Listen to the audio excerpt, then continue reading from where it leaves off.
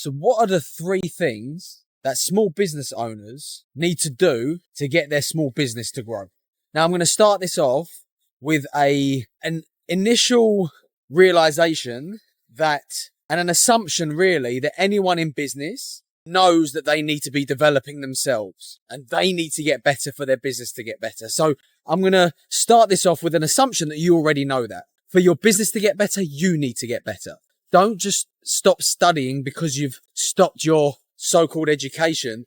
The education doesn't stop just because you've left school. Your education continues, constant learning on the path of entrepreneurship. Assuming that you know that already, these are the 3 things you need to develop and you need to start to bring into your business and into your realm today. Number 1, small business owners need to start to think bigger than their current situation.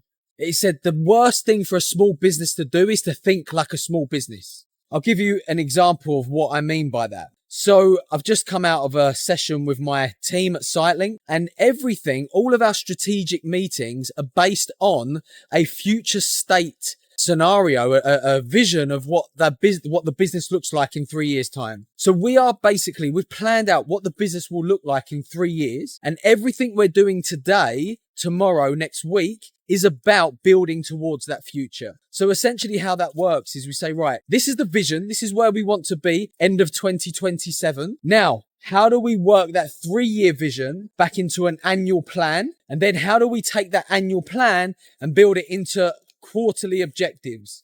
4 quarters in a year, quarterly objectives. And then from those objectives, we start to say, right, well, which department and who owns that objective? Which department does it sit in? Who owns it? Now let's put it on a timeline. How long is it going to take to achieve? What are the steps involved with each objective?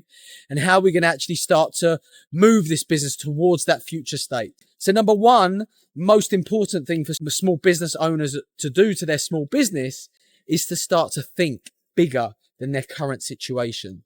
You will stay a small business if you stay thinking like a small business, and small business owners can't get their head out the sand. They're thinking of today and tomorrow only. And that is the biggest problem. You know, how are you supposed to grow and develop if you haven't got that future state in mind? So that's the first thing.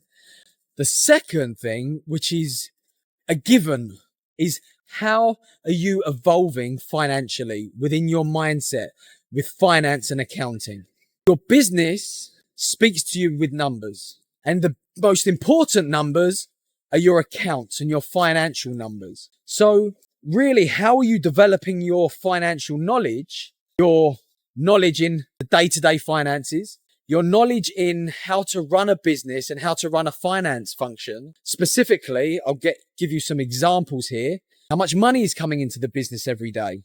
How much money is going out the business every day?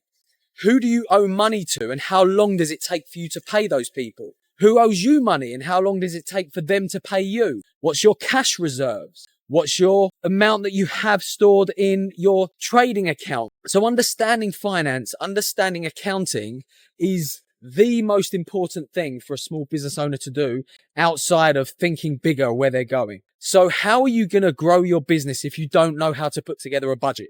How are you going to do that? It just doesn't make sense. So learning how to budget, learning about, right? So there's the budgeting. So knowing exactly where the money's being spent. What's the plan for spending money? The plan for investing money? What's your plan for bringing money in? Revenue, turnover, sales? What's your plan for expenditure? What's the profit and loss look like? So how much money have you made? How much money have you lost? What's your margins, your gross margins, your net margin? What's your cash flow statements and cash flow situation? And if we invest this money today, does it take too much of an impact or make too much of an impact on our cash flow and our cash?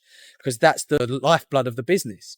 Then the balance sheet. How do you understand the interactions of the business when it comes down to the balance sheet items? Your assets, which include your cash, your stock, debtors versus your liabilities, which are the money you owe out and the things that you owe. So loans that you have, any creditors that you might have, etc. So really getting an understanding of your finances. And I don't expect people to start getting this straight away, but making finance and money a study, the mechanics of money a study is so, so important.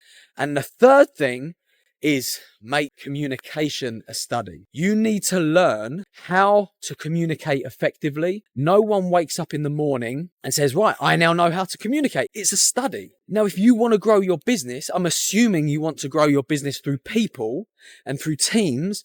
To get people and a high performing team in place within your business, you need to learn how to communicate effectively. You need to learn how to speak to people. You need to learn how to listen. You need to understand the different types of communicators. Some people are auditory, hearing based. Some people are visual. They see things and you can tell things, but you can tell the type of thinker or the type of learner that they are by how they speak and what words they use. What model of the world do people have? Have you got that emotional intelligence to be able to see things from the other person's perspective? And do you have compassion to be able to give people what they need and what they want before asking for something in return? It's a reciprocity. And this all comes under the banner of communication.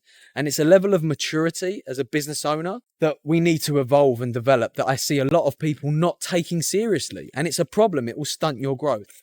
So in summary, the most important things for you to grow your business, the three most important things for you to grow your business, if you're a small business owner, is for you to get out of your current situation mentally, start to set a vision, start to put a plan together of how you're going to achieve that vision, start to make money a study, the mechanics of money, the psychology of money, your own psychology of money, the mechanics of money within the business.